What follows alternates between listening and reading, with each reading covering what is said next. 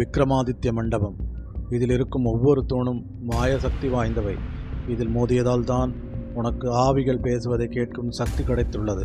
இந்த சக்தி உன்னிடம் ஒரு நாள் வரை மட்டுமே இருக்கும்.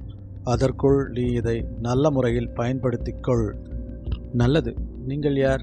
சரியான நேரத்தில் வந்து எங்கள் உயிரை காப்பாற்றினீர்கள். நாங்களும் உங்களுக்கு உதவியாக உங்களுடன் பயணிக்கின்றோம். ஆனால் எங்களை பற்றி வேறு எதுவும் இப்போது நாங்கள் யாரிடமும் சொல்லக்கூடாது.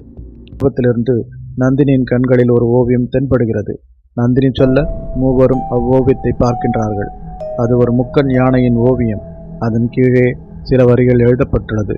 அவற்றை நந்தினி சுட்டிக்காட்ட பூதங்களில் ஒன்று அதை சத்தமாக படிக்கின்றது. மாய காட்சி கண்டவிடத்தில் வலது சென்றால் முக்கன் நகரின் மூடிய முதல் கதவு திறக்குமே. இருளில் மலரும் கமலம் கண்டு இடது சென்றால் இரண்டாவது கதவும் திறக்குமே.